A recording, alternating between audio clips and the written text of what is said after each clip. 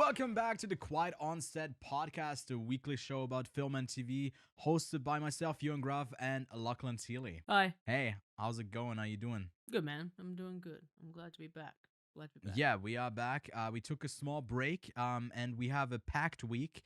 Coming up in today's show, we'll be talking about the new trailers for the A24 film Bodies, Bodies, Bodies. We got a trailer for the Game of Thrones spin-off House of Dragon, and the first look at Olivia Wilde's psychological horror thriller Don't Worry Darling, starring Florence Pugh and Harry Styles. And there was also a cinema exclusive trailer for James Cameron's sequel to the 2009 film Avatar. And finally, Lachlan and I both finished the first season of Disney Plus's latest MCU show Moon Knight, and we caught up with two stunning films. One from Robert Eggers called The Northman, and the new A24 X Daniels Productions called Everything Everywhere All at Once. And we got a lot of thoughts that we want to share with you later in the show. But as always, if you want to skip around to anything specific that interests you, the time codes are linked below. And without further ado, Lachlan, we'll get this show going. Exactly. We are jumping straight into what the news has to offer us this week.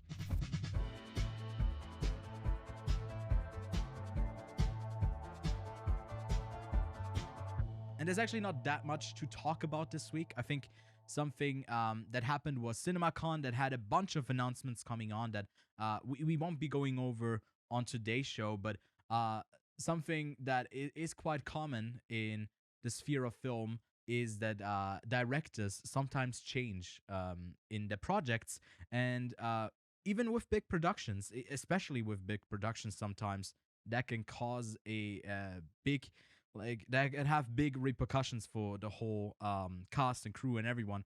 So Justin Lin stepping away from the 10th installment in the Fast and Furious franchise could have been, or could still be, quite devastating for Universal overall, but someone else stepped in, Louis Leterrier, and has already replaced him.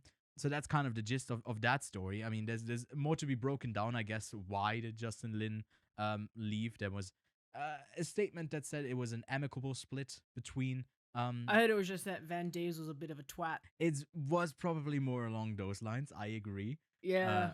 I think there's also a clause in this, I think Vin Diesel's contract that he's legally not allowed to direct these films. So, you know, imagine Vin Diesel, if Vin Diesel directed Fast 10 the way he already directs.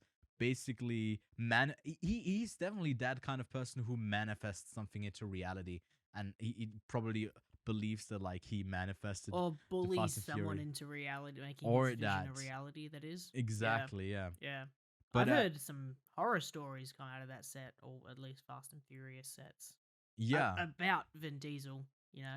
Yeah, exactly. I mean, I think where this is interesting to me is, like, while someone steps away, this means production is gonna be halted. And with these big productions where there's like A-list cast like Brie Larson, who's gonna be moving on to next projects, where it's just slotted in that you can do this film. If they don't move forward, this will cost them so much money, and maybe also means that they would have to find a workaround, maybe recast and whatever. So not Could that this be the death of the Fast and Furious franchise? I sure fucking hope it is. They should call it Fast Double X, and it represents two X's over someone's eyes, and it's really the final one. Slow X. Let's have a slow X. Let's have a nice slow Fast and Furious movie, like a nice, like, emotional piece between, like, Vin Diesel and the family, like it's a courtroom drama. Oh, I figured it out. Courtroom drama, Fast and Furious movie. Well, yeah.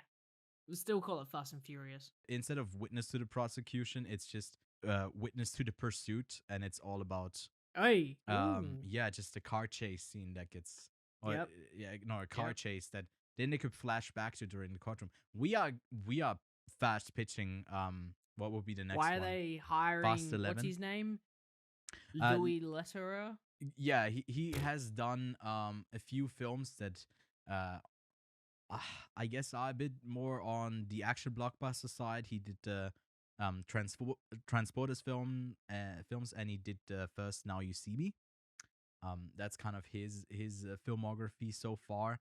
I think they just Incredible. got someone who can do action. I think with a well-oiled machine like that, like no pun intended for cars, I guess, but you don't need that much to keep it running. You have a lot of people surrounding it with the stunts and the effects and everything, and you are really just supervising it. It doesn't need someone with a great artistic view or whatever to do one of these. So I think he'll probably be a pretty good fit if he can get along with Vin Diesel. That is. That's one bit of news. But Lachlan, I was also wondering who would be your kind of ideal dream director to take on the next outing in the Fast and Furious franchise. Ooh. It would have to be an action director superstar. I thought that maybe David Leitch would be an interesting choice. He already did a Fast and Furious film though with the Hobbs and You Shaw. say David Leitch or David Lynch? David Leitch. Because of the two very different directors doing those movies. Slightly. Okay, no, that's my answer. You do David Leitch, I'll do David Lynch. Sold. Love to see it. Although I wasn't a fan at all of Hobbs and Shaw. I guess he is quite. What about M. Night Shyamalan? Well, the thing is, you get a package deal with M. Night. If he casts, he's also acting in it, and he would probably be the new lead, and he would probably. He's the car. M. Night Shyamalan. Yeah. Vin Diesel riding M. Night Shyamalan. Ooh.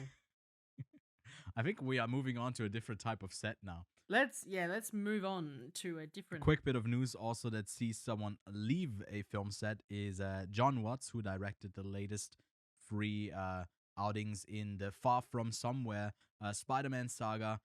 He's leaving the Fantastic Four project. He's not going to be directing that one. And yeah, I don't know. It's just to extend the same question again. Do you have someone who would love to see, I guess, direct a Fantastic Four film? Here, I guess it's a bit more open. It could literally be anybody. It could be anybody, right? I think just someone who's doing a better job than they were with the last few. Why don't we get the why don't we get the dudes who did Chronicle to do it? What have they done have they done anything since Chronicle? That was you make me feel old now. That was 10 years ago that Josh Trank did that film. And oh, okay. Never mind. That was yeah. Okay, no, I got it. Josh Trank did that movie. Yeah, no, I just got it. Cool. Cause like I you brought back up PTSD for me. Cause I just now remembered that that happened. Yep. Yeah. Yep. Wait, weirdly enough, there's Fan 4-Stick and then there's Fantastic Four 2. They never did a sequel to this, but they had plans to, I guess. Yeah, crazy. Anyways, let's move on from that and let's have a look at this week's new trailers. And first up, we got yet another. We are blessed this year with so many new A24 releases. But we're getting yet another one called Bodies, Bodies, Bodies. And the logline reads, in an isolated family mansion, a group of rich 20-something decide to play Bodies, Bodies, Bodies, a game where one of them is secretly a killer where the rest tries to escape. Things take a turn for the worse when real bodies start turning up, setting off a paranoid and dangerous chain of events. So if that doesn't sound like an Among Us movie to you, then I don't know. This is like that type of like mafia type of style.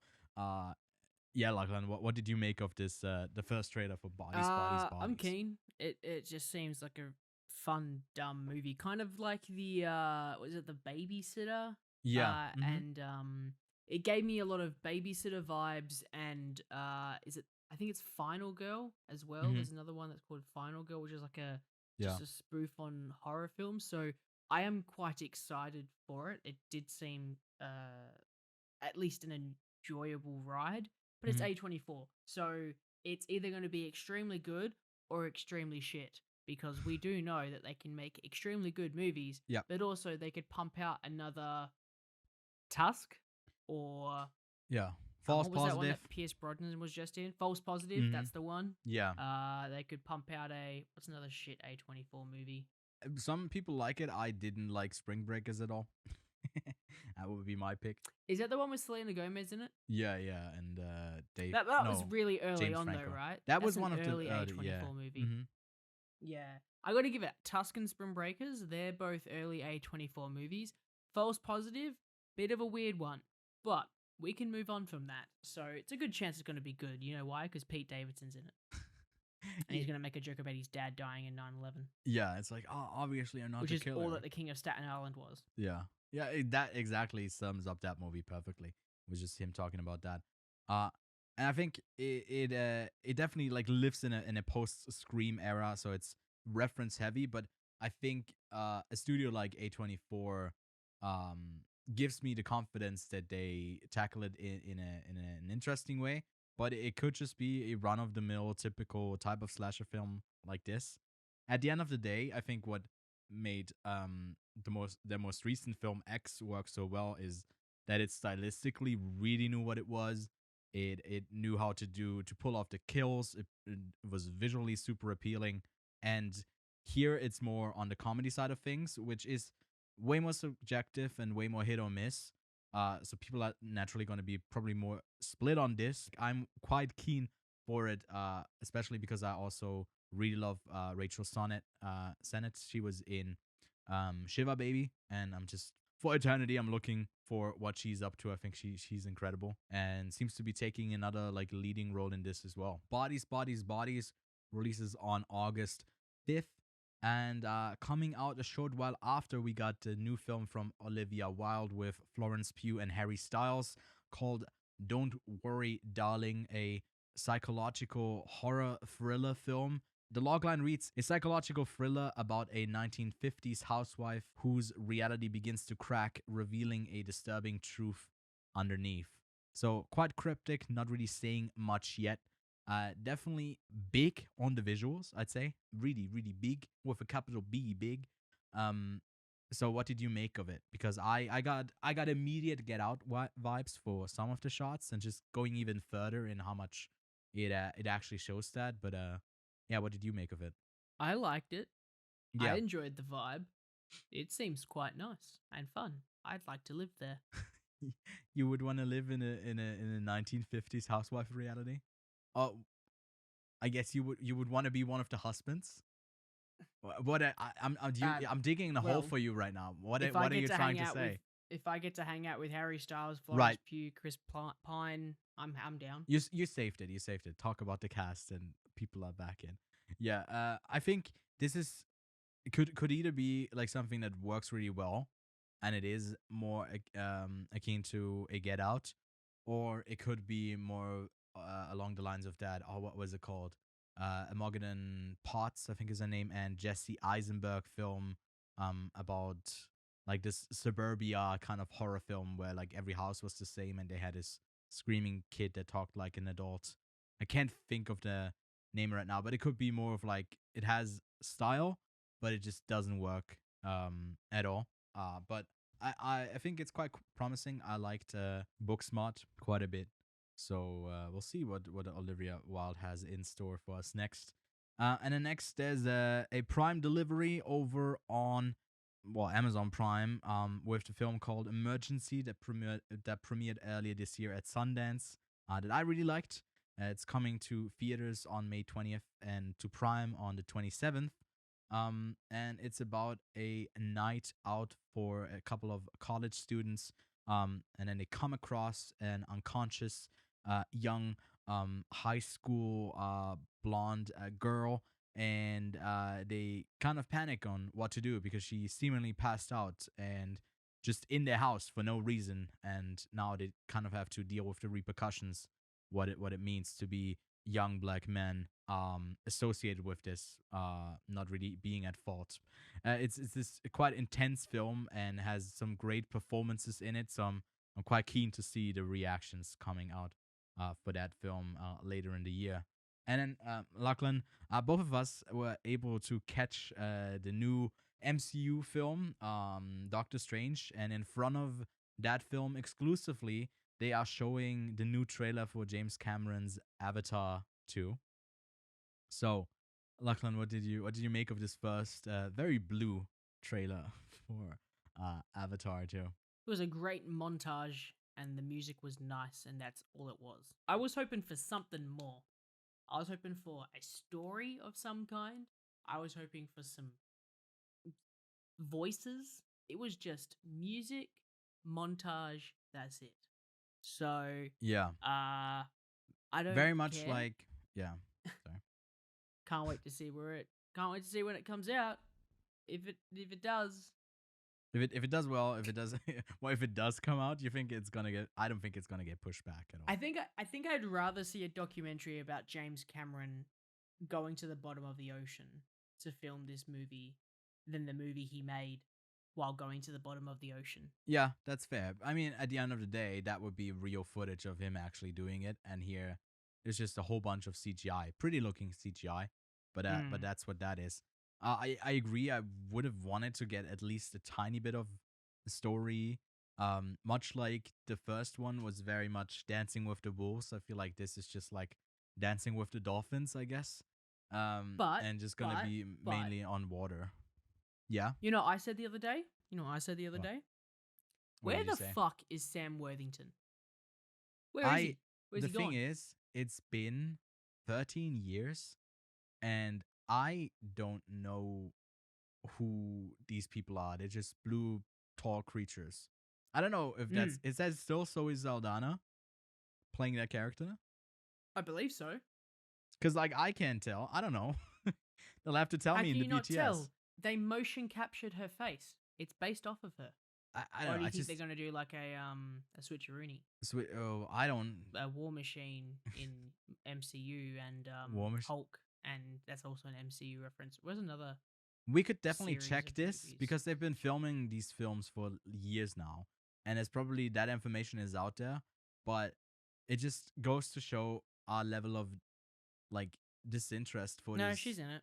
series as a whole. But I guess she's in it. But it's just doesn't connect with you at all. So I don't know if the hype of like obviously the hype was real for so many people for that to be the highest grossing movie of all time for quite some time, and it's probably going to be that again when they re-release it with the release of this new film. Um, but I I get where that comes from just because it's a big blockbuster that also has an impactful story for a lot of people. I don't know how that you connect that to a franchise that is super successful because I don't know. I never see the people who just really crave the new Avatar film, and this trailer didn't manage to convince me otherwise because it was just pretty CGI mainly. But we'll have to wait and see. Maybe we get to see a bit more of the story, and yeah, then I can make a bit more of an educated guess as to who's this movie for. And then finally, we got the trailer for the Game of Thrones spin-off House of Dragon that releases on August 21st over on HBO Max. History doesn't remember blood; it remembers names. Lachlan. So, what did you make of this look at this prequel show? Looks cool. Does it feel cool? Yes. Does it sound cool? Yes. Am I Mm-hmm. gonna say it's cool? Yes. Because I think it sounds and looks and it just seems like a cool show. So I just hope they take their time with it. They don't rush it. I think Mm-hmm. the top comment was take as many seasons as you want. Sure, I'm down with that. Just don't take 8. Wrap it up in 5 if you think you can wrap it up in 5. Don't squeeze out 2 seasons then rush the last one. So 8 as long is as it it's not DB Wise or whatever the wise? other Yeah. dude is, I don't even know what the other dude is. I hope they're happy Mm-hmm. to continue on. I truly hope they're happy where they are, not making a Star Wars trilogy. Yeah. Do I Yeah. sound mad at You Game of do. You do Thrones? Do I sound. sound Yeah. a bit I pissed? was about to. Yeah. I don't want to. I don't want I to. don't want it to come. I don't want it to come across like that. I don't want it to come across that I'm mad at them for what happened to Game of Thrones, but I'm fucking pissed off about what happened to Game of Thrones. Yeah. I think someone said that recently that like in Better Call Saul, it takes them a couple of seasons. Like I guess slight spoiler for that, but it takes them like 3 seasons for him to actually become Saul Goodman, or maybe even 3 or 4 seasons. And that kind of slow pace approach to story over everything else, story and characters over everything else, is what made the first few seasons of that show exciting as well, because there was a lot of characters, a lot of story, and it was just treated with so much care. And you can only ever hope that for the next show, it's probably not going to be on the same level type of spin-off show, Breaking Bad, Better Call Saul, Game of Thrones, and now you got House of Dragon. It's probably not going to be on that same level, just because also Breaking Bad was handled with a bit more care at the back end of that show. But it's interesting that this is the last surviving show. I guess it was the first one in development, because they initially, I think at some point they had like 4 shows or something like that announced that they wanted to do a spin-off off from Game of Thrones, and this is the last surviving Targaryen, I guess, in this timeline, and I'm keen to check it out as well. And I gotta say, so far it looks so much better than the Lord of the Rings show. Just visually Shots already. fired! Bang, bang, bang, bang. Yeah, What's gonna be the better HBO show, V Lord of the Prime. Rings show or House of Dragon? I mean, yeah, they're also just both releasing early fall, so we can definitely make that comparison later on. But Lachlan, without dwelling too much on any more trailers, let's have a look at what you were watching this week.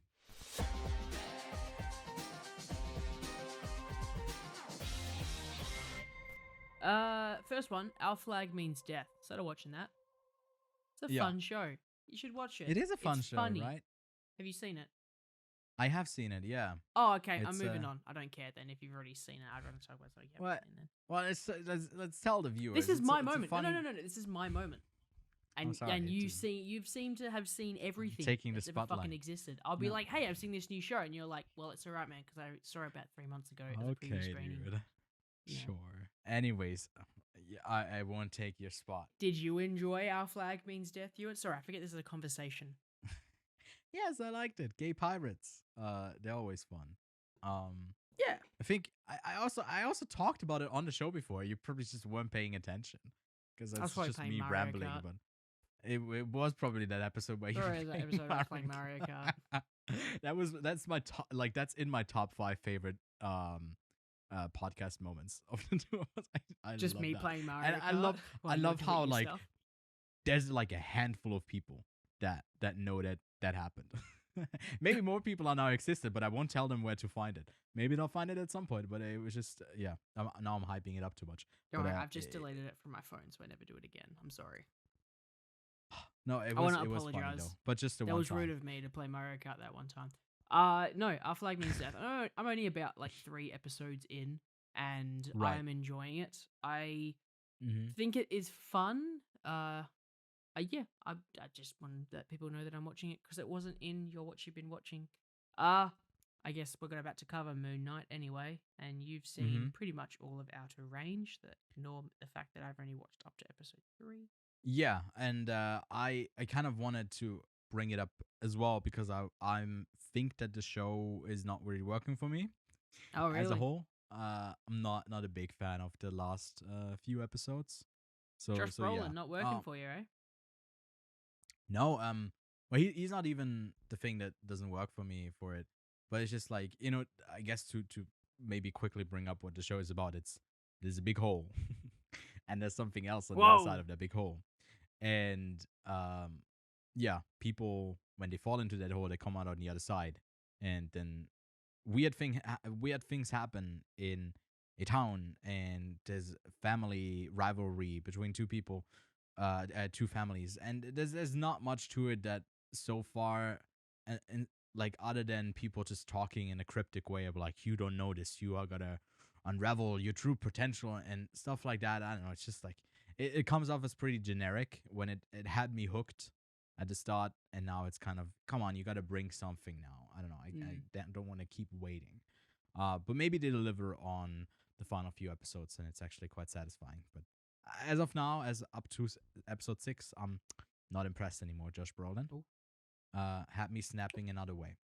But yeah, anything else you've been watching? Yeah. So obviously we've had a week off, everybody. We're happy to be Yeah. back. I'm happy to be back here. Actually went away, went traveling down south. Got myself a new car, so we decided to drive her in. Went to the beautiful southern part of Western Australia, to a lovely Mm-hmm. little town called Denmark. That's right, it's a Mm. town, not the country, Denmark. Right. Um, Yeah. yeah. So, quick story, because I thought this is a great little thing. We went down because it was my girlfriend's birthday, so we had a little getaway together, and I haven't had time off in a while, so it was just good to have a time off. Last time we Mm-hmm. went on a little holiday, we went to a place called Margaret River, which is where we went for a couple of days as well while we were away. And Mm-hmm. she told me prior to us leaving for Margaret River a while back that she had never watched Star Wars before. So the Margaret River trip that we had previously, each night we watched a Star Wars movie. Uh, for for, Yeah. for better or for worse, whether she truly enjoyed it or not. At the end, she did enjoy it. Don't worry. She came to Yeah. love the prequels and the originals, and came to also disassociate the sequels. And we never watched any of the spin offs other than like Rogue One. I mean, Yeah. Solo's not really necessary anyway. And Yeah. that also found her love for The Mandalorian as well, Mm. because everyone loves The Mandalorian because of Baby Yoda. Uh, this time, we ended up watching the first couple episodes of Supernatural, the TV show. So Oh, I have started only watching like Supernatural, 15 seasons and to I didn't cover realize that. how many seasons there were. There's Uh, so many. so basically, it's going to be the thing that I watch, because when I got back, again, a reason that I also haven't been watching stuff is that my best mate that I only really we keep in contact with each other by playing video games together, because he lives on the other side of the country now. Is Yeah. he got me into StarCraft 2. So now I'm hooked on StarCraft 2. I'm playing StarCraft 2, and the other monitor I've got like podcast prepping stuff, and on my other Yeah. monitor I've got Supernatural running. So I'm currently multitasking like crazy. Damn. But Wait, you yeah, switched from playing Mario Kart online to playing StarCraft on me while we record? Is that what's going on right now, Lachlan?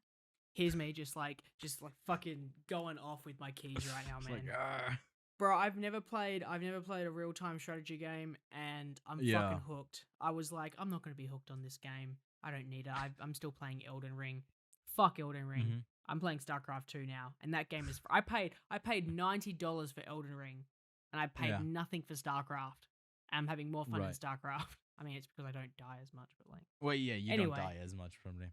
this was less of a what you've been watching and more of a summary with Lachlan. I just want to kind of hear your week by week breakdown of an episode of Supernatural. Just randomly, you go like, okay, so back at it, episode Look, 15, I'll give you my honest opinion season of 5. season 1. Here's my honest opinion of season Yeah. 1, right? Because there's like 20 fucking episodes, 24 episodes, right? Yeah. Season 1 is still quite good. I compare it a lot to the X-Files, because I tried watching the X-Files a few years back, and I probably got up to like season 5 or 6, and it got really hard because they do the Monster of the Weeks episodes, and they're super boring, and they're not that exciting, so you Mhm. kind of skip them, but then you kind of miss out on like a little story beat. So it gets kind of annoying with the X-Files. And I guess it's very similar, except instead of aliens, it's ghosts. Ghosts. But no, I really got Yeah. hooked with the two brothers, like chemistry with each other, Sam and Mhm. Dean, and also Jeffrey. What's his name? Jeffrey Dean Morgan. Him as a dad, like I really like him as an actor. So him in Yeah. season 1 was great. So Mhm. yeah, I really enjoyed the first season. The season finale, in my opinion, was kind of lackluster and boring, but hey, it's a TV show that was made in like 2006, 2007, so I'm going to let it be that. And I didn't realize the show was still actually running. Like, I didn't realize they were still pumping Yeah. out episodes. So when I Yeah. was like, oh, cool, it's like when Tanika tries to get me to watch How I Met Your Mother, and I know it's ended, and I just can't be bothered watching How I Met Your Mother because I'm not totally into it. And now it's like, oh, every time I watch an episode, there's another episode that's already come out from them pumping out another season currently. So Well, that's no, where I I think am. they're done. Are they done now? or are they doing Is another one? Supernatural finished? The year 2020 will mark the end of a television era as the CW Supernatural wraps up its 15th and final. Oh, that's good. Yeah, maybe they were doing season 16, but it didn't come about. But still, 15 seasons is a very long time for a TV show. Yeah. I've only seen a handful of episodes. Like I was coerced sometimes when because I was dating someone who was watching it, and sometimes she was just booted one up. Was like, this is the episode where this and this happens. I was like, okay, it's very much monster of the week type of stuff. Yep. And that was so much history that I didn't get. So I was like, just nodding along, just not No getting idea. everything. Yeah, Basically, you have no doing idea. what most people feel when they have to watch Star Wars or something like that. That's like, or like watch the 25th film in the Marvel Cinematic Universe. But yeah, I honestly didn't watch that much this week, which I feel like I'm already getting judged for because it's like, what does that mean, Ewan? What the fuck does that mean? That doesn't mean anything to me. Of course, you watched something. What did you watch? Tell me. But no, I mainly watched TV. I watched the first two episodes of the TV show Barry over on HBO.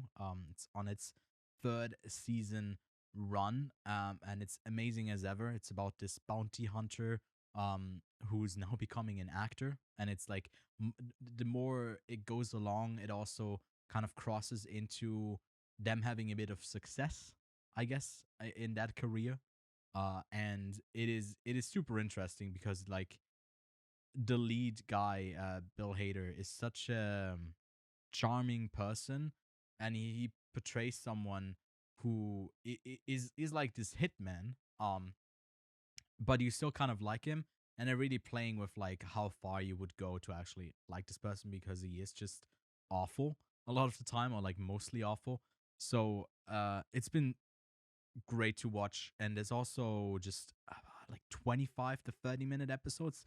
They're over before, like, you always want more from the show, which is great. And the first few episodes of Better Call Saul, already talked about this couple weeks back. They continued, and it had one of the greatest episodes ever from that show. A show that's consistently been stunning. So for anyone still sleeping on Breaking Bad and Better Call Saul, looking at you, Lachlan, uh, go check it out. It's really worth your time. Obviously. I watched the first two episodes of Under the Banner of Heaven, which is a uh, it's I guess it's set in like I think the 80s or the 60s or the 70s. I don't know, some decade like 50 years ago. And it stars Andrew Garfield, and it's about Mormons, Mormons and murder. So that's an interesting combo, and it's been quite an enjoyable watch so far. It's been really thrilling. Finally, I caught up with Russian Doll season 2. That was a really trippy show that was like this time loop concept in a Netflix show. And the second season plays a bit more with time in a way where it's like more time travel. Uh, and goes about it in a way where like someone has to deal with their past, and it's done quite successfully. I wasn't like super big on season 1, same on season 2, but I think it's definitely worth your while to go check out. So that's streaming over on Netflix, and there's just so much TV coming out recently. And I mean, that's no there's a coincidence there that maybe the Emmy deadlines, which give awards out to TV shows and limited series and stuff like that, have a deadline coming up. So that's why a lot of these shows, you'll see them drop the like hottest stuff right around now, as they have like a way earlier award season. But actually speaking of a show that both Lachlan and I finished so far, it's still, I think, a mini season until they do announce that it's actually going to be continued. Um, yeah, no, we watched Moon Knight, the first season, over on Disney Plus. So I haven't read the comic, and I'm not really familiar with the Moon Knight character as a whole, but it is essentially this character who has multiple personalities within himself that he kind of switches to. And the story is also a type of possession story where this Egyptian god is, I guess, granting him powers by being within him or somewhat controlling him. that aspect to me wasn't clear throughout the whole series, but that's basically the gist of like who Moon Knight is as a character. He comes out of Oscar Isaac's character. And we also get my very beloved Ethan Hawke as the harrowing Arthur Harrow in the story, who has a Thanos like ambition to basically bring balance to an unbalanced world or unbalanced people in a minority report type of plot where he tries to judge people before they can even commit the crimes. I guess I'll just read from the synopsis. Stephen Grant discovers he's been granted the powers of an Egyptian moon god, but he soon finds out that these newfound powers can be both a blessing and a curse to his troubled life. So, this latest MCU Disney Plus show comes after already quite a big library of other shows like WandaVision, Falcon and the Winter Soldier, Loki, What If, and Hawkeye. And I would say so far this was probably the one that I think was the best one, the most solid one. Lachlan, what did you make of the show as a whole? Very positive. There was a few episodes. I would say episode 2, 3 would probably be the weakest of the series, but I think since episode 4, 4, 5, and 6 have just all kind of nailed it. I think if we're just doing quick briefing of like the series, episode 6, Yeah. the finale, kind of like any of the season finales of these shows, wraps up too quickly, which is kind of why I think these big scale, not even because in the grand scheme of the MCU, they're not great, like big scale events, but Yeah. to introduce the gods to the MCU is kind of a big deal. As the Egyptian gods to the MCU is quite a big deal. To have the boss fight be 5-10 minutes is not really a the greatest thing in the world. So Mm-hmm. it can feel quite rushed at times, and it can feel, and that's why I kind of think the first couple episodes aren't the best. I think episode 1 is great, but I think episode 2 and 3 Yeah. try to introduce the world quite quickly. So if we're comparing it to WandaVision, which I think WandaVision as a whole is probably the most creative of them. Mm. Falcon and Winter Soldier, in my opinion, is probably the lamest of them. I think Loki was the one I had the most fun with because I think that Tom Hiddleston is such a fun actor. I think the character of Mm-hmm. Loki is quite interesting. I think that's the best one so far, in my opinion. I think Loki has been the best series. Uh, Fucking, I don't give a shit about Hawkeye. I mean, I do a little bit, but like not as much as I care about the other ones. And What If can just be in a different category all by itself. I think Moon Knight comes very close to Loki, though. Mm-hmm. I just think that the first couple episodes was just a bit rough, but Loki, unfortunately, well, not even unfortunately, but Loki gets a kind of like a default start by having a couple movies under his belt. So if Loki didn't have if Loki didn't already have a pre-established connection to the MCU and had to introduce himself to the MCU, then I probably would say that the Moon Knight is the best one. So if I ignore Loki Mm-hmm. because he's already established, and Wanda, who's already established, and I guess Falcon and Winter Soldier and Hawkeye, it's all of them pretty much. Yeah. They do a great job to introduce us to him. I think so as well. It's like, I guess, really a proper origin story series, whereas Hawkeye kind of had that with someone coming just, I guess, along for the ride and then maybe potentially having their own origin story, I guess, as part of his larger story. In here, I guess you are getting multiple characters, but just within the same person. But yeah, I think they do a good job in the first episode, really building up the mystery of what is going on. And the more we untangle it, I think there's some satisfying moments that we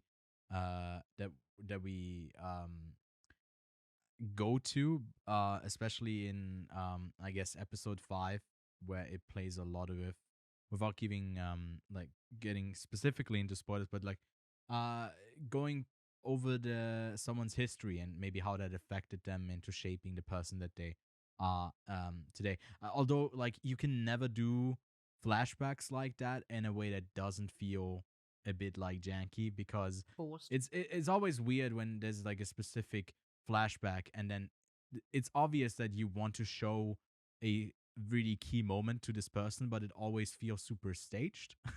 And I don't know, that always like something about that never works for me. And the whole like twist about the personalities to me didn't really make sense logically in how like one comes out, like the the timing of when one of them comes out doesn't really add up to me. It left me more confused than it actually answered my questions. But I think as a whole the series has been refreshing because it didn't focus as much on like, okay, we need an action beat each episode.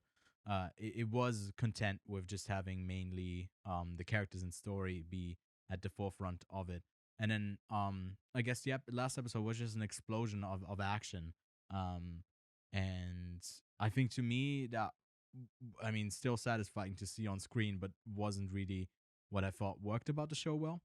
Um but compared to all of the other shows, I think I still like Loki a bit more. But this is a close second. A really solid solid thing that I would love for them to continue. I think Oscar Isaac, especially, I think we haven't mentioned it yet, but his performance makes this work. Like it makes or breaks it. It doesn't work with. I couldn't see anyone else doing this so well as he does.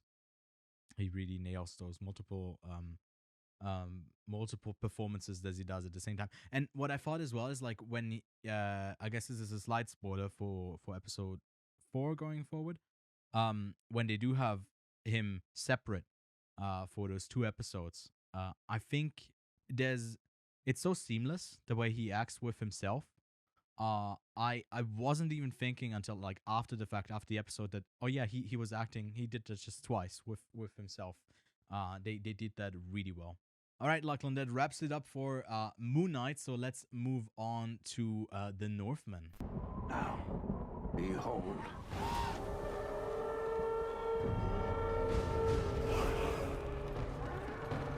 He's here. He's here. Mother! Father is here! The king, milady. The king. Your fate is set and you cannot escape it. Prince Amleth is on the verge of becoming a man when his father is brutally murdered by his uncle, who kidnaps the boy's mother. 2 decades later, Amleth is now a Viking who's on a mission to save his mother, kill his uncle, and avenge his father. So that's The Northman, the latest and third feature film from director Robert Eggers. Currently, this movie has been received quite positively on IMDb. It's sitting at a 4.0 on IMDb, a 7.8, and on Metacritic, an 82. The movie comes in at a runtime of 137 minutes and is produced by Universal and Focus Feature. Had a staggering budget of around 70 to 90 million, and we'll get into this in a second as well. Has so far, after 2 weeks of release, only grossed about 44 million so far. So maybe to give you a bit of a bigger introduction to this film before we talk about our thoughts on the film, this is essentially a Viking revenge tale set in the 10th century about Prince Amleth, who you might have noticed switch a couple of letters around. It sounds awfully familiar to Hamlet. So if you made that connection, that's 10 bonus points to Gryffindor for you. But no, it is actually the inspiration for Hamlet that Shakespeare later took. This mythic, I guess, legend, this Nordic legend, is being portrayed here, and is basically, if you know Hamlet, then you pretty much know where this story is going for most of it. Just add a hot Skarsgård into the mix, and a lot of blood, a lot of fighting, and you got this film nailed down. But yeah, he is on a quest to avenge his father, save his mother, and kill Fjolnir. You gotta leave it to Robert Eggers to craft an authentic-looking period piece that is filled with these really brief moments of intense animalistic action in this. He really gets down to the visceral, just raw, unadulterated portrayal of someone being able to just murder people. And he does that in a very unconventional, unapologetic way. So it might not be the type of action that you're used to from someone like Ridley Scott, who does a gladiator film, and you can very much make that a big box office draw.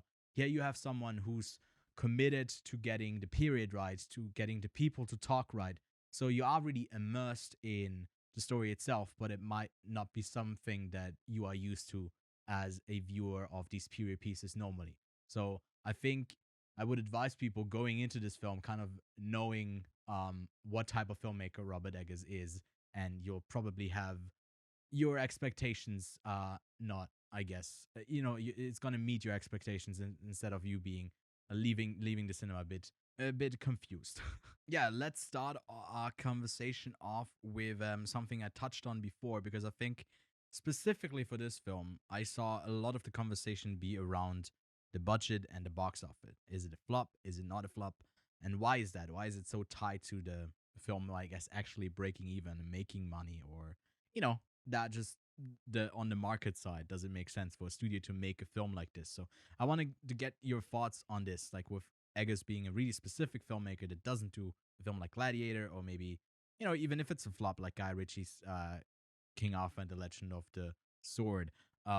What makes his films so different than these other films that you may be more used to? I think there's a sense of I don't know, it's a weird one, because Robert Eggers seems very obsessed with details in his film. So I feel Mhm. like for some people there can be too much going into this. Yeah. At least too much focus on things that aren't necessary. Okay. Right. I recently watched a behind the scenes, and you could kind of see how not overly impressed. He wasn't very impressed the fact that they didn't get the hair styling accurate to the time, because a lot of things about this, Right. this film is uh, said to be the most accurate Viking story to date. Um, Hmm. so I think there's a weird mixture in Eggers' films of the surreal and the realistic. So Hmm. I think that, like, The Witch is probably one of the more mainstream ones, where, because it's a horror movie, you can get into those surreal aspects without it being too weird. But with The Lighthouse, for example, because I watched The Lighthouse with my dad, and my dad does enjoy, uh, you know, realistic style movies. Robert Eggers' films can sometimes be too surreal in the scheme of mainstream filmmaking. It can sometimes be too much information for people to experience, which Yeah. is kind of why I think The Lighthouse is a great art house film, but not a great mainstream movie, which is why I don't think it Hmm. was a great mainstream success. The same can kind of be said with The Northman, but it's not as surreal. I just think that it's the perfect mixture of uh Nordic mythologies, understanding of the Hmm. mystic world, and realism. Yeah. So he's Hmm. really played into, one, the realistic aspect to it, but two, the mysterious and the mystic side of the mythology around Vikings. So I I'm very excited to talk about this film. And Yeah. I like this movie, and people Hmm. who I went and saw it with like this movie, and I wouldn't say that they're art house lovers, but at the same time, I think that this film being a flop is unfortunate, because it is so much fun to watch. It Right. is Yeah. so much fun. That's where I chime in, because I think, considering it a flop just because box office wise it didn't make the double of its budget to cover marketing costs and production costs, usually that you have to do to break even. I think that was never realistic for this film as a whole. This is not going to be what did Gladiator make, like half a billion? Mm. Um Probably no, probably also not. Probably also just made But short Gladiator of is a 400. very different kind of movie to compare It is this a movie very to. different, yeah, agreed, yeah. Where I mean, you have a similar story of someone on a quest to fulfill something, and it's filled with death and fighting. But this film, without going into spoilers just yet, is really not that much about the fighting, but it looks way more at the fucked up psychology that someone has to have, and like how everyone is kind of flawed in that time period. And I think that honest portrayal of characters, where you look at them and you can just see, hey, you are all kind of fucked up in all sorts of ways. Um, make that realistic, and you splice in those more mythical moments from time to time. But as you said, it's very grounded in its characters, and then everything else is just the mythology around Vikings and stuff like that. It works immensely well. It works really well overall, and adding on top something that we can both appreciate is just a a visual approach to the story where you can see the money going to places because it's so authentic in using actual locations in Iceland to I think they probably shot it in Iceland. I'm just going to assume they shot it in Iceland. Um Stuff like that costs a lot of money. And you can feel it. You can actually Mm. feel that they were present on, well, I was about to drop something that's very later on in the thing that's not as realistic, I guess, but or like not as on location as some of the other things.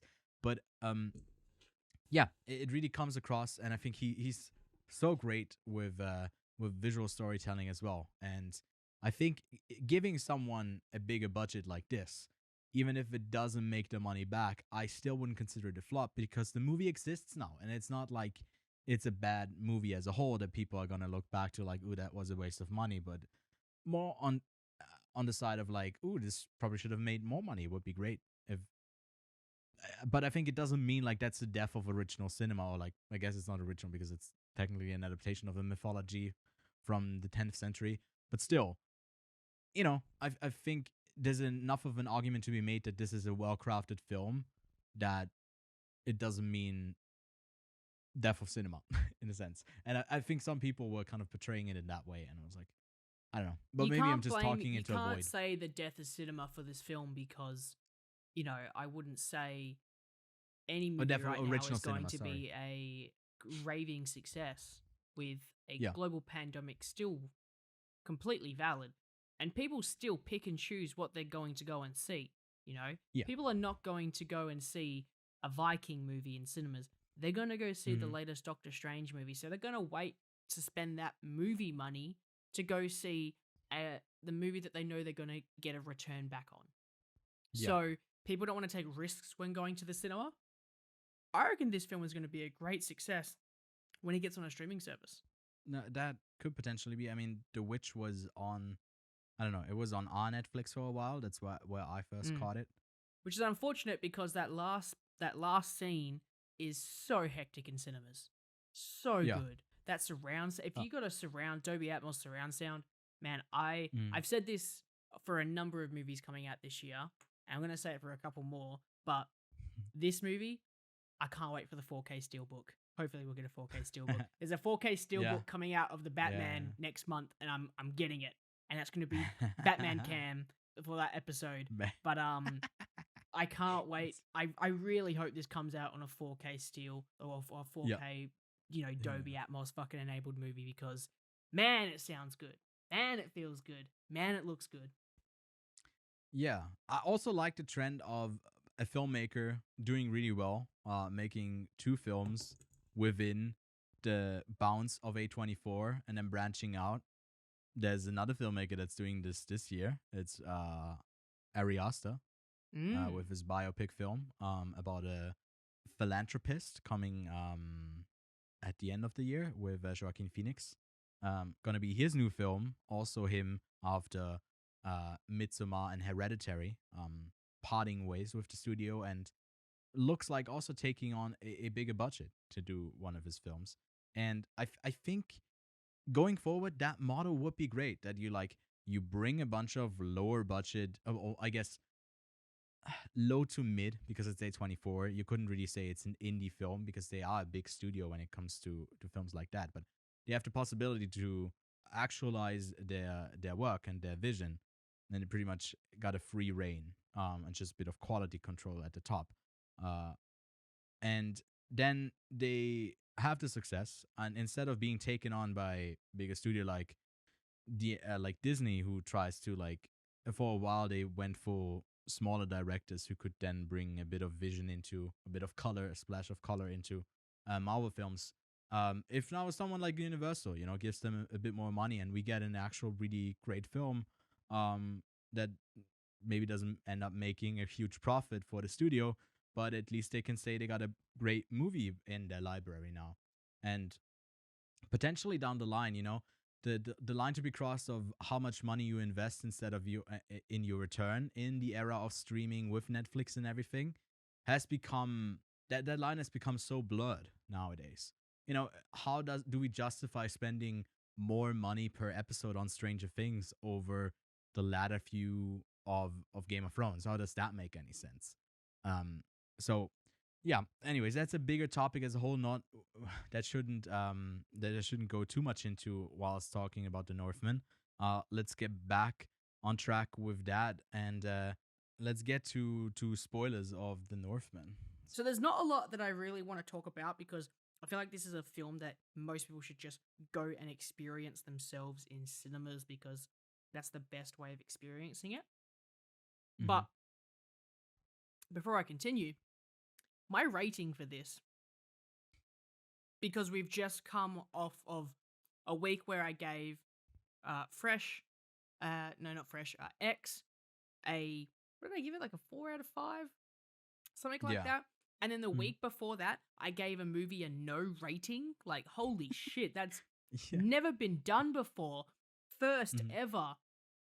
Yeah, And if you go crazy, look man. at my Letterboxd, you're going to see that I've done 2 5-stars in the span of a week. Oh my god. Because I'm also spoiling that I gave Everything Everywhere All at Once a 5 out of 5, and I've now given The Northman a 5 out of 5. How could I have done such a thing? Yeah. And let me tell you why. Mm-hmm. It's super simple.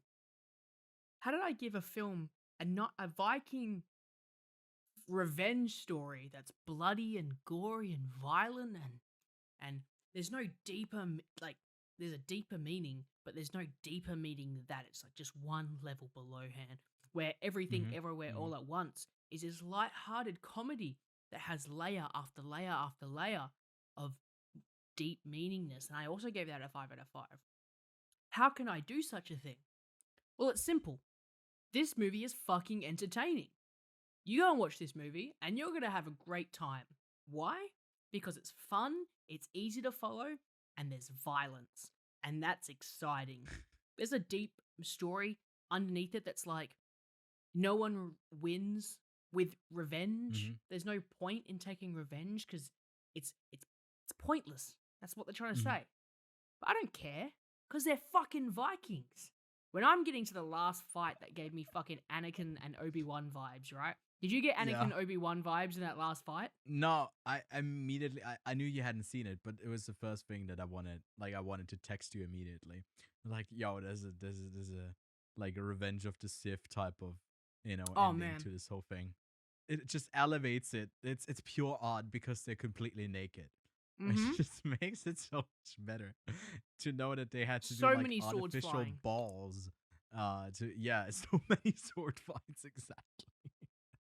It's just a really amazing looking ending to an already stunning film. And I think you kind of touched on something, that there is another layer to it that you can read into it, like the senseless act of violence in just this cycle that doesn't really mean anything. It just leaves everyone bleeding. I really thought that was powerful, especially uh once Nicole Kidman's character, Queen Gudrun, actually got her moment to like have a monologue spewing back at Amleth.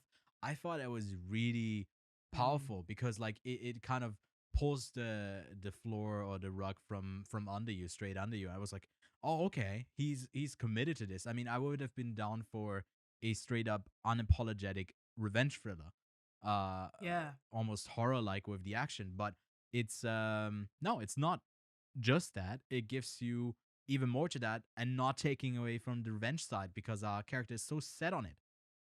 He's so is such a wolf-like creature, just on the hunt, can't obsess over like he's just obsessed and can't cut loose from it, even though he has the opportunity. It's kind of tragic at the end, by the end as well, because he can escape and he doesn't. You know, that type of stuff.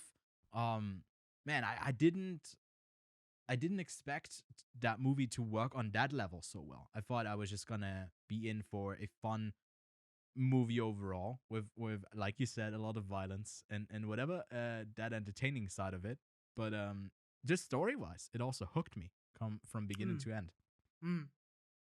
Man, the start, you're enthralled, right? It's Mhm. just so exciting. And then you have that moment with Willem Dafoe and Ethan Ethan Hawke Yeah. and the young son under the ground as acting as wolves, and you're so confused, but Mhm. you're so engaged with it. You're like, this is the most uncomfortable shit I've seen on screen since Hereditary, but fuck, Yeah. I'm keen for it, right? Mhm.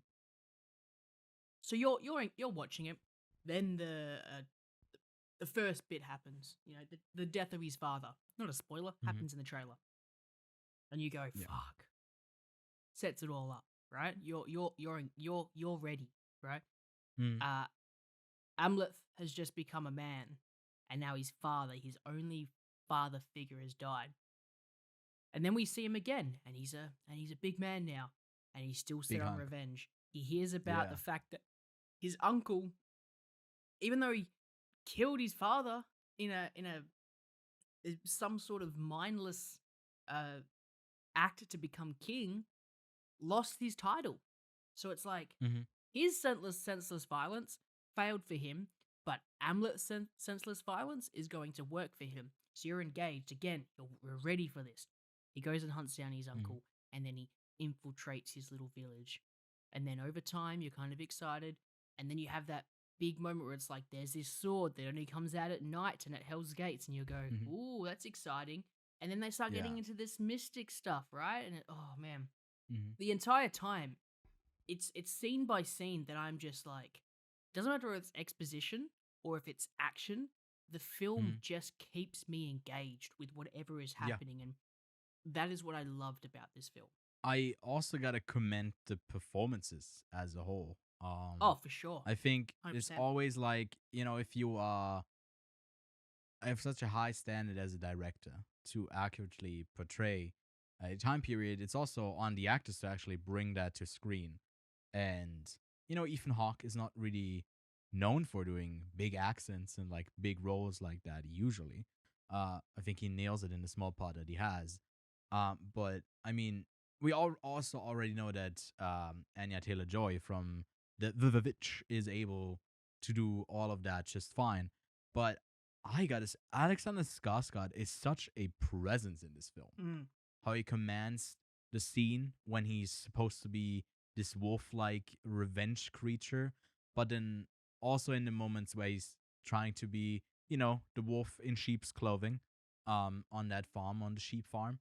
Um, it all really works through their performances, and man, this is really just a great example of a movie coming well together as a whole.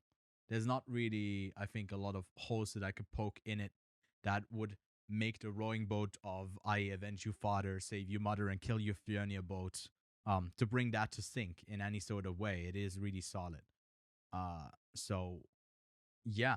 Um what else can we praise then? What do you think about the pompous music and the whole soundtrack? Incredible, Yeah, engaging. really loud, right? As well, and like really simple rhythmic stuff a lot of the time. Sorry, you can see a bit of like spinach in my teeth. You're becoming the animal within.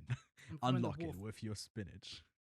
Everything about, as I said, everything about this film keeps me engaged throughout the entire thing. There wasn't a single moment where I was confused or not knowing what was going on. I was just hooked on it. And that's Mhm. coming from the craft of Robert Eggers and what he has done with this film in a sense that he's crafted everything from what's happening on screen to what's happening to your ears to Mhm. everything about it, right? It's his craft, his commitment to detail that Yeah. no matter what, detail has to be there. So everything is just so rich I could sniff it. You saying that does kind of remind me, and I haven't seen, gotta say, any of the BTS, and I haven't really seen him work in BTS footage, but it really reminds me of I guess a kind of 21st century type of Kubrick like character who's really wants to nail and has that vision that he really wants to get right. Not that he's doing 80 takes of someone rowing a boat or whatever or falling off. Because you're Someone not told me fucking about a madman. clip. Yeah, no, well, someone told me about a clip where he was telling actors on a boat where they had to fall off to like not die in a way that anyone else has died before in film. I don't know. It was like really something specific that he wanted to get at. I mean, I haven't seen the clips. Just someone else told me about it, and I mean that just kind of makes sense for Robert Eggers at this point. That he does something like this, and I think he also has always like super interesting portrayals of just I guess gender norms. I think that the Lighthouse is super fun to look at in a way of like breaking down the gender dynamics of two really like these toxic main personalities in there, just farting and burping and cursing. And here you also have the trait of just like this century long patriarchal rule of just exploiting everyone and around them and not even having a care in the world. And the only thing that Amleth is concerned about is like his honor and like to I guess honor the vow that he made to his father to avenge him. And he wouldn't even consider thinking outside of the box of like, well, what's actually benefiting everyone around me, and am I just becoming as mindless and murdering and exploiting and killing as my father was?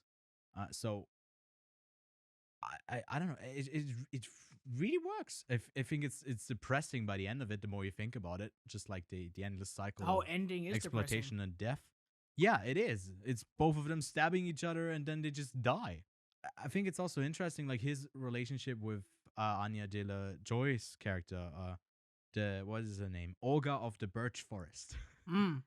That they have this potential future that he already pictures in a way where he's like, oh, this is our family line and she'll expand and whatever. It's also this like very like controlling thing of really continuing the line, the lineage of people and not really focusing maybe on just the relationship that they have. It's always like we gotta look out so someone's gonna chase us and kill us and like his obsession with it. That's not true. Like when they're on the boat, I think they're off the hook. I think Mhm. they would be fine. He wouldn't come after them even after he killed his son. He wouldn't like try to get them killed. It's actually his own ego at that point probably that wants to go back and actually get revenge. And yeah, it's just sick. It's just sick. And I that's I what gets liked him pretty killed. much every choice, and that's what gets him killed. Yeah. And for him, like it's mentioned early on with Ethan Hawke's character as well. It's like, no, I don't. I think he's sick, right? And then he said he doesn't want to die. He wants to die a man's death. He wants to fall in A battle, warrior's right? death, yeah. A warrior's death. I mean, yeah, yeah, if you don't right. die in battle, you don't get taken to Valhalla. So, Exactly. of Yeah. course. So yeah, you already said your rating. You arrive at a perfect rating of 5 out of 5. Does it also move into one of your top favorite spots on Letterboxd? Does it move that high, or is it just shy? Does it take over? Do any of these take over after Yang? It quite possibly can. But I don't think Yeah. it's going to be the Northman that does it. Right. Interesting. Which I guess leads us to the next movie, Uh, I guess I gave it a 4.5 out of 5. For me. And It let's move wasn't a on to 5-star for you? Okay. no. Okay. That's What? fine. Enraged. It's fine. Hey, I'm Save fine. that It's energy fine. for everything everywhere all at once, okay? By the Might way, have should we bad news address for the you fact that there. I was wearing AirPods at the start of this and now I'm wearing headphones? You just did this. And now it's just, you know. Anyways, let's get to everything everywhere all at once. Mrs. Wang. Mrs. Wang. Mrs. Wang, are you with us? I am paying attention. Now, you may only see a pile of receipts, but I see a story. I can see where this story is going. It does not look good.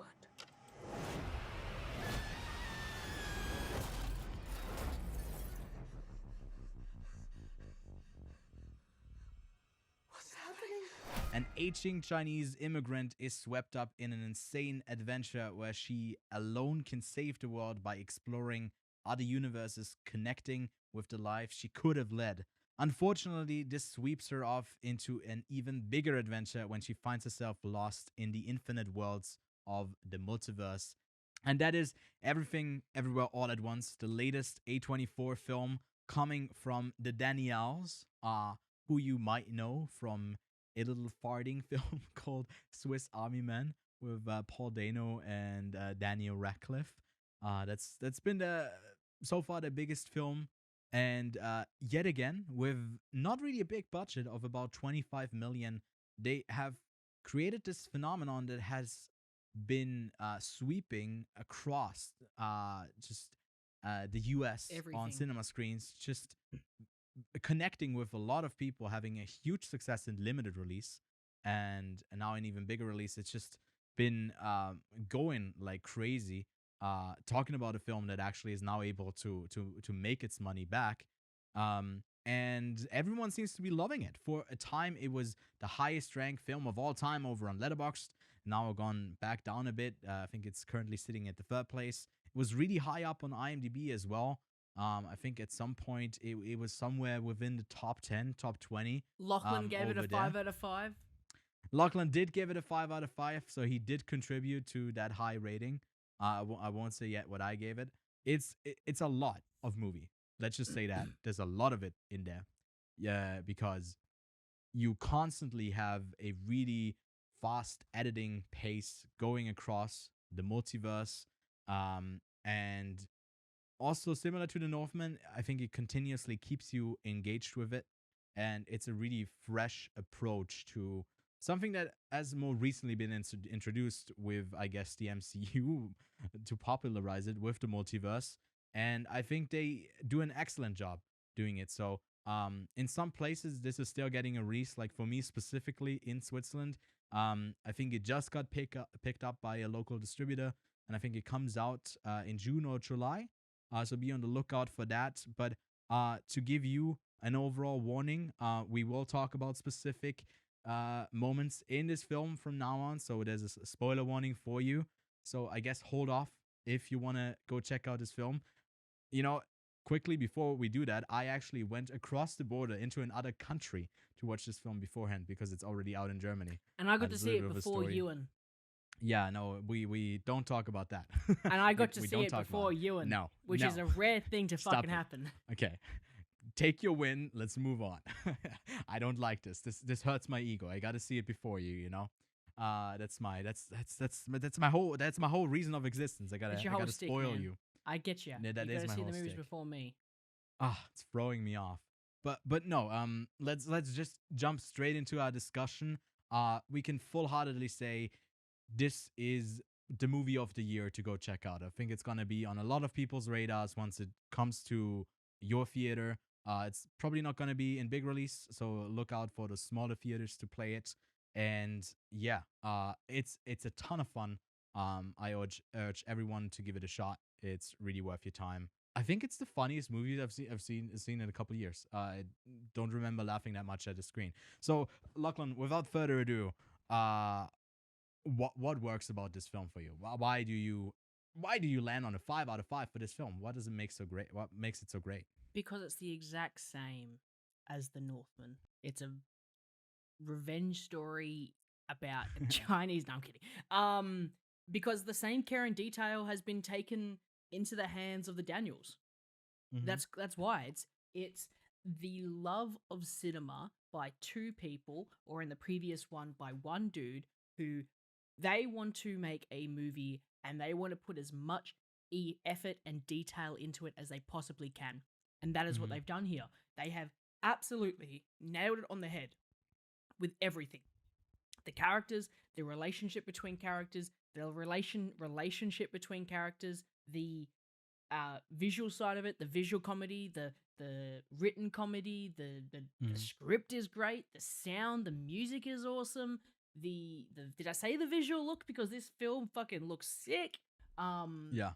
The comedy, and again, The Northman has the story, and then it has the story below the story, but Everything Everywhere All at Once has a story even below that, and then it has interwoven stories between the characters and you know everything, to the point that I was at one point, I'm okay with saying this, I was tearing up, and 2 seconds ago I was laughing.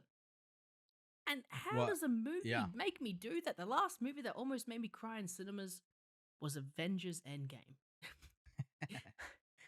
No, it wasn't. Because I'm an emotional wreck and I've watched plenty of Captain movies. Marvel. I Yeah, cried we do get to The Atom Project, whatever the fuck it was called. Can't remember what it was called.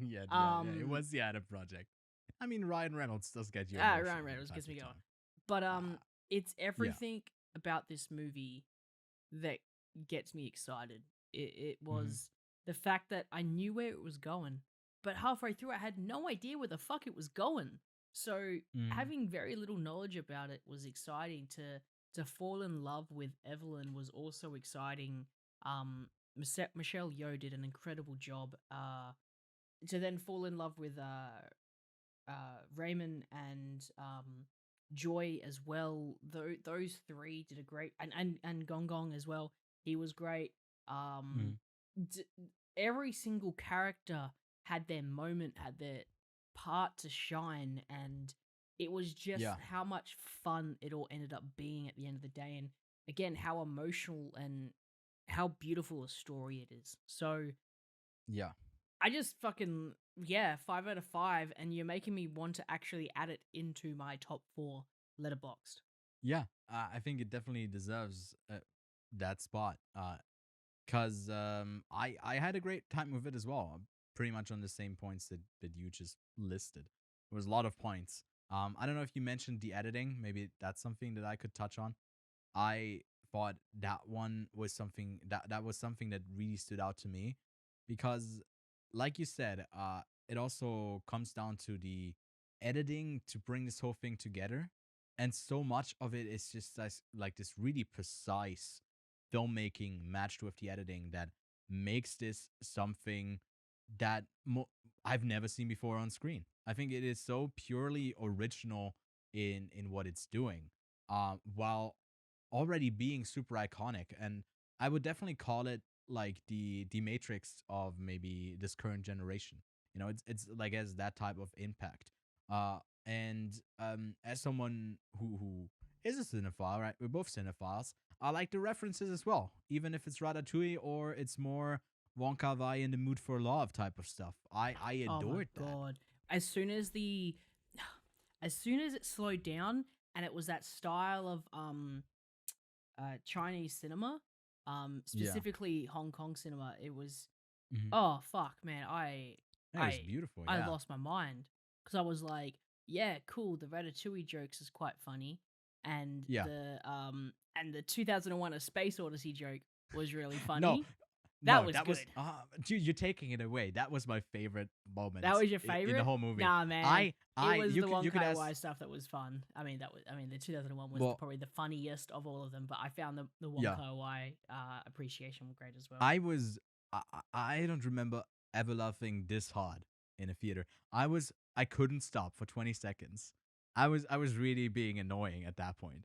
But It's making me tear up just Everyone from was joy. like, okay, man, it wasn't It's that so fucking funny. No, it actually is that fucking funny. So that's why, like, hopefully, if you stayed on this long, the conversation, and haven't seen it yet, I think really stop listening, because I think what works so well with the film is I didn't remember, for example, the stone thing, from the trailer. So I wasn't expecting them to just be next to each other and then talking. So that was something that just hit me out of thin air. And there's this moment in that specific scene where there's a lull in the conversation, quote unquote, and then Joy just goes fuck. And some people laughed because it felt like up until in that movie you have a punchline that comes from just like, oh, this is awkward. Let's have that. Let's break that tension. But then it goes into the dynamics of these two characters more at large in the like universe as a whole. And you said you teared up. I'm embarrassed to say I cried at two stones. I was Yeah. tearing up during that conversation. That See, made me my emotional. my tearing up was Raymond just like confessing everything right at the end. Oh yeah, That was so also- heartfelt, man. Yeah, Women was amazing in that scene. Yeah, yeah. It's there's a lot of these moments, and I think on a rewatch, which I definitely want to do, but without the the work of crossing the border, and actually there's a bit of a story there because like this showing started pretty late, and we were there, and then had a great time with the film, left, tried to catch a train, waited at the station, looked at Google Maps, it's coming on the timetable. It says, yeah, should arrive in a couple minutes. Time comes, no train arrives. We wait for another 5 minutes, another 10 minutes, another 15 minutes. Train doesn't come. It's like, well, that's just German railway. They're just late sometimes. But no, they just don't show up. And no other train showed up. So I had to walk back to Switzerland to then Nice. actually get home. So it was an adventure, this whole film, from watching it to getting home.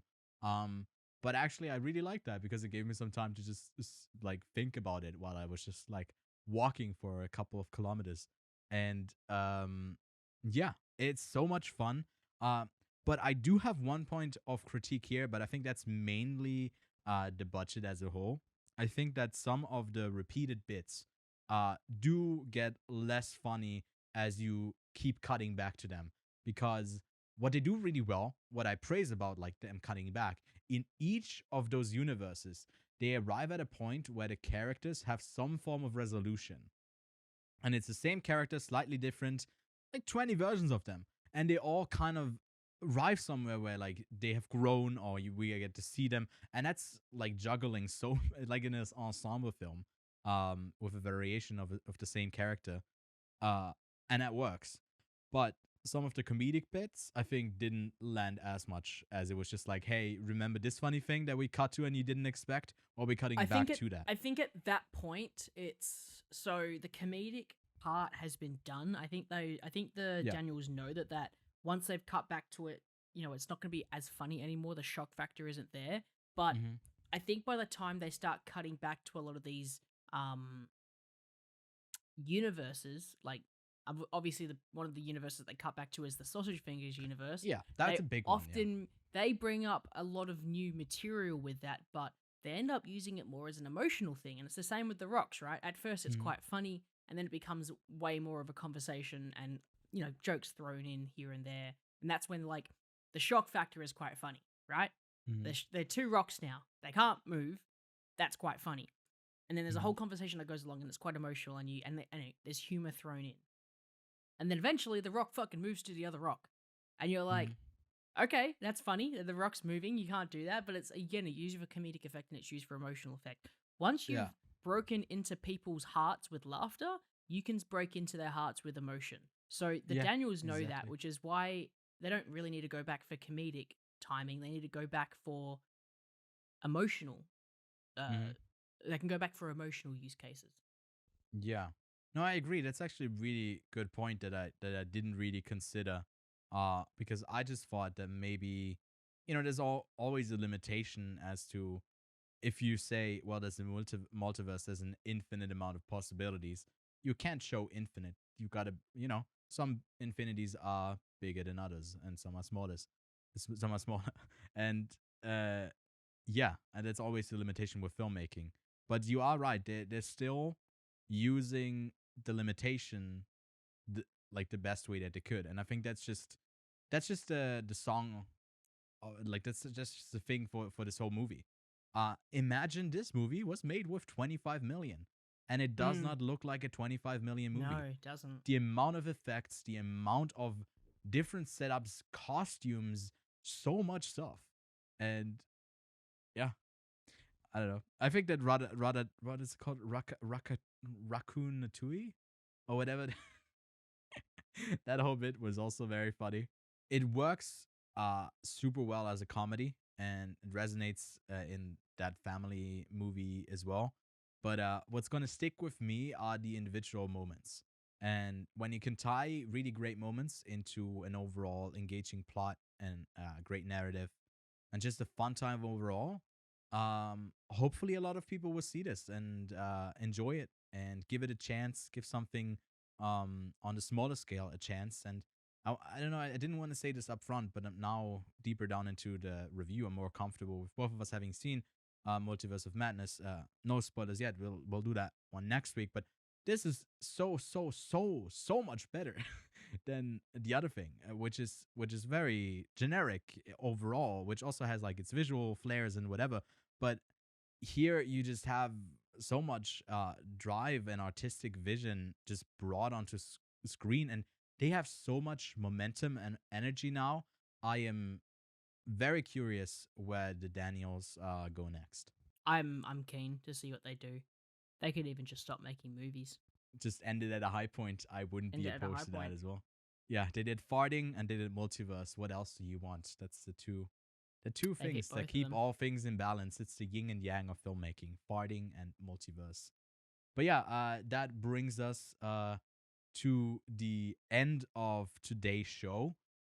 Next week, we'll take a look at the just mentioned new MCU film, Doctor Strange and the Multiverse of Madness from director Sam Raimi.